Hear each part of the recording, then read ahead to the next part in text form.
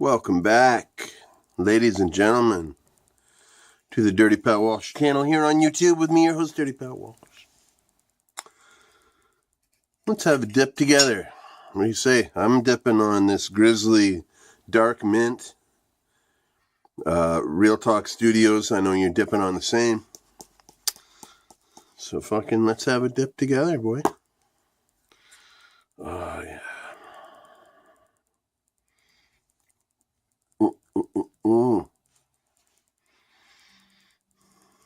So, a few things. All good things. You know, I walk everywhere I go, okay? I never really have money for public transportation. And everything where I live, I always say if it's an hour or less away, it's in walking distance. So I walk everywhere I go, and I always am looking because I found some cool stuff. One time I found a whole full can of Skol Classic Mint uncracked. Almost a year to the day, I found an empty can of Skol Classic Mint in the same spot, down by the end of my driveway. A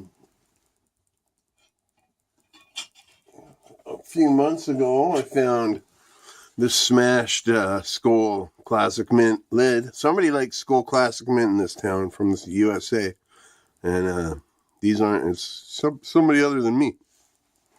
I love Skol Classic Mint. But to put next to that one, I was thinking about sticking that on my banjo skin. But to put next to that one, today I was walking downtown and found a smashed up Copenhagen snuff lid. This is the Canadian version of a Copenhagen snuff lid. I don't have my other can. But anyhow, yeah, that's what it looks like. So yeah, smashed up fucking snuff memorabilia. Put that right up there. All right. I've been getting a lot of nice comments and a lot of nice shout outs from a lot of good people lately. So I'm very, very grateful. And thank you very much. Tune to Trey. Check him out, man. He's one of the old guard of the YouTube dip community, from what I gather. I've known him. I've seen his channels like when he's kind of tried to come back, but not really happened. Like he had one called Smoky Mountain Smokeless, I think. The Snuffologist. I watched those channels, but I only really saw a couple of videos. But he's got a new channel cooking, like I said earlier. Been shouting me out. Thanks a lot. Real Talk Studios, you are so fucking nice to me, man. Real Talk leaves comments on all my videos. He made me a shout out video. He's a dipper.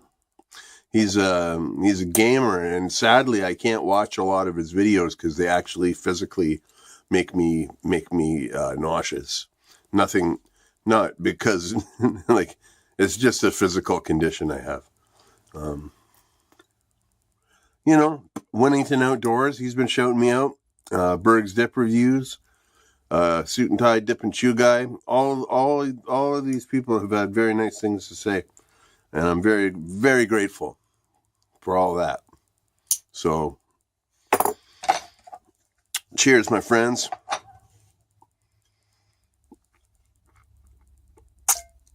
We should have the new school dippers retreat sometime.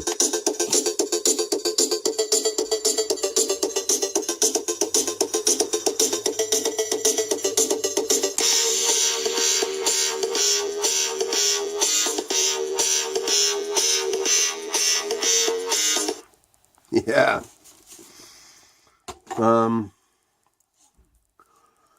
Yeah.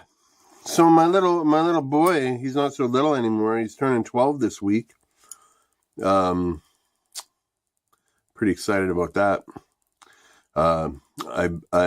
He comes a time in every father's life where his son tells him, or son or daughter tells him they're going to be in a band. So I bought him a bass guitar yesterday. I got it all packed up right now, but it's nice. It's an Ibanez short scale. I'd play it myself if I was still playing bass. You know what I mean? Yeah, I checked it out. It sounds awesome. Sounds killer. So I hope he sticks with it. He's starting to band his buddies,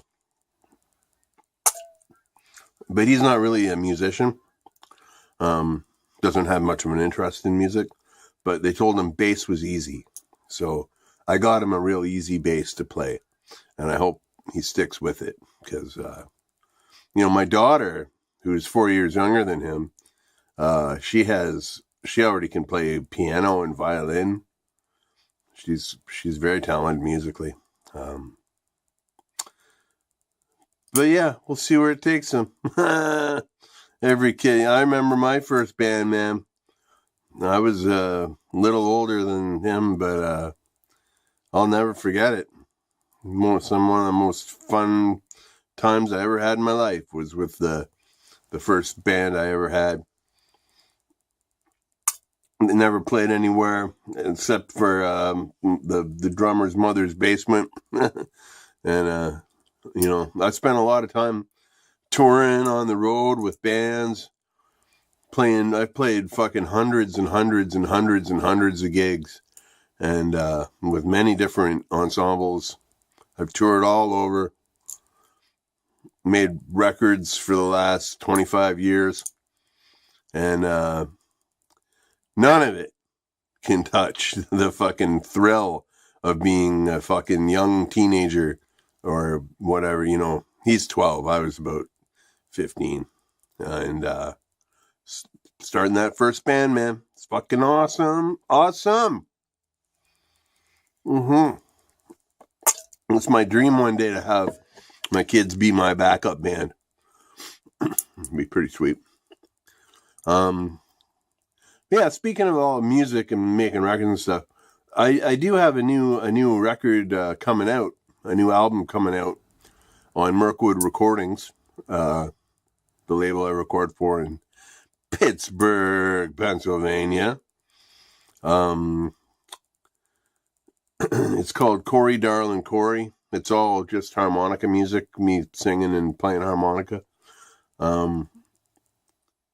There's things keep happening, delaying its release just by another week here and there, but it's gonna have. There's a release date set, and I'm not gonna talk about it until it's all coming through, but it's all coming through, and I'm pretty fucking stoked about it.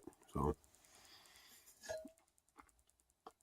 my last record, well, not my last record. I've done Hurricane Charlie, did a live recording for them, and I think it's done okay. And me and Bone Daddy did a split 3-song each EP called Broken Whispers of the Devil, the lo-fi blues connection of Bone Daddy and Dirty Pat Walsh. And I think it's done okay. I love it. I think it's one of my more favorite recordings I've done.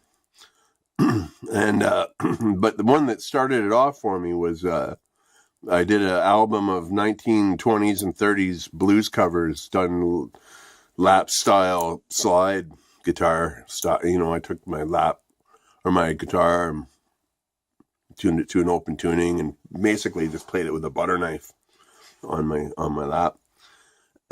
Old school blues, lo-fi, bringing it back to the streets. I'm not all about the fucking fedoras and fancy gear and all that shit. I like playing blues music by the people for the people. You know what I mean? But yeah, so that album did quite well. It's done really well on the label, so I'm happy about that. And I got it, after all of this comes out and the dust clears from all that, I'm going to have a new album of mostly songs, like, not, instead of doing covers of old blues songs, it's mostly going to be my songs, done in a much more clean, just like a nice clean folk music recording, pretty lo-fi still, but not like distorted or nothing like that. So the working title I have for it is "You Shall Not Be Taken," but we'll see. We'll cross that bridge when we get to it. But Patrick Everis just messaged me not 10 minutes ago saying he's been watching my videos and really digging them. And so Patrick, thank you so much, man. I can't, when people tell me they like my music, I'm always very flattered and always very honored. I spent a lot of time, as I said, on the road as a musician, but, before I started this YouTube channel, I took a year and a half basically off music completely. I didn't play a single note. I was very depressed and didn't play any music at all. And I started, it's all funny. I've talked about it lots why I started this channel. I started this channel as a rehearsal log so I could look back on songs, how I played them, because I had a gig coming up that I hadn't played a gig in a couple years. That's that third. Here we are today, having a dip together. So, my YouTube friends, I salute you. You're all fucking awesome. Keep on fucking doing what you do, making your awesome videos. None of us are really balling on YouTube, but it's good to feel a sense of community, and I'm definitely feeling a sense of community right now. And that makes me really happy because I'm all about community, communication, and community. So thank you to all you people. Patrick Everis, Real Talk Studios, Trey, Bergs, Suit and Tie Dip and Shoe Guy, Winnington Outdoors, Wayside Lee 83,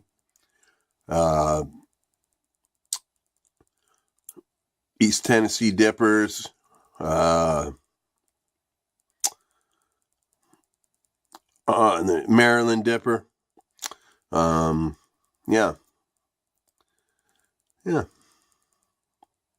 Cheers, everybody. Have a great day. Be well and stay free.